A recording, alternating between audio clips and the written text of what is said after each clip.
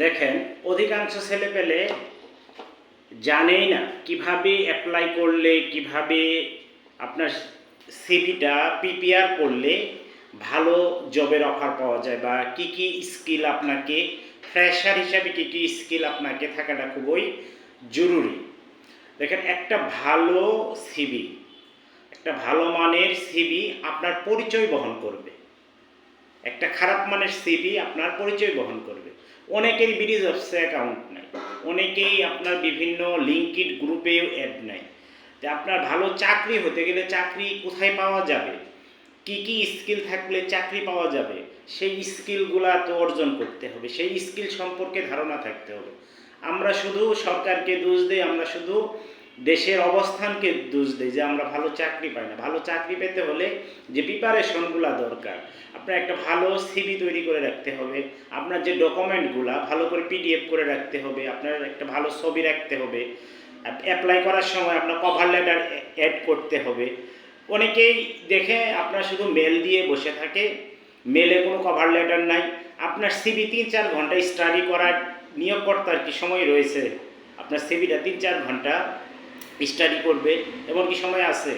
আপনি জাস্ট আপনার সিভির সামারিটা cover letter হিসাবে মেলে বডিতে দিয়ে দেবেন, এতে আপনার সম্পর্কে ধারণা পাবে। আপনার যে স্কিলগুলো হাইলাইট করতে হবে। আপনি কি পারেন, আপনি যে বিষয়গুলো পারেন সেই বিষয়গুলো সম্পর্কে হাইলাইট করতে হবে। আপনার যদি কম্পিউটার স্কিল থাকে, অফিস অ্যাপ্লিকেশনের স্কিল থাকে, সেই স্কিলগুলো হাইলাইট করবেন। যদি কোনো এক্সপিরিয়েন্স থাকে, এক্সপিরিয়েন্সগুলো একটু হাইলাইট করবেন। কোন প্রতিষ্ঠানে কতটুকু এক্সপিরিয়েন্স রয়েছে, কি কি ডিপার্টমেন্টে আপনি কাজ করেছেন, সেই বিষয়গুলো হাইলাইট করবেন। হাইলাইট করে মেল দেন। বিভিন্ন যারা নিয়োগকর্তা রয়েছে, বিডি জবস, লিঙ্কডিন, বিভিন্ন ধরনের সোশ্যাল মিডিয়াতে যে প্ল্যাটফর্মগুলো রয়েছে, সেই প্ল্যাটফর্মে আপনি চেষ্টা করেন, ট্রাই করেন। কন্টিনিউ ট্রাই করার পরে আপনি দেখবেন যে ভালো একটা ফিডব্যাক পাবেন। আপনি বসে থাকবেন, আপনি নিজেকে শুধু একটা অবস্থান থেকে হতাশাগ্রস্ত করবেন, আপনি কি ভালো চাকরি হবে? ভালো চাকরি পেতে হলে আপনাকে চেষ্টা করতে হবে। আপনার ডকুমেন্টগুলো, আপনার যে দক্ষতাগুলো, এগুলো হাইলাইট করতে হবে। আমি দেখছি আপনার ইদানিং অনেকেই সিভি দেয়, মেলে সিভি দেয় অথবা হার্ড কপি আমাকে দেয়। সিভি পড়ার মতো অবস্থা নেই। সিভি যে পড়বো, সিভিতে কোনো কি পড়বো? জাস্ট দেয়া কি নাম, তারপরে তার এডুকেশনাল ব্যাকগ্রাউন্ড, এক্সট্রা কিছু। আপনি কি পারেন, কতটুকু পারেন, সেটা হাইলাইট করতে হবে না? অবশ্যই হাইলাইট করতে হবে।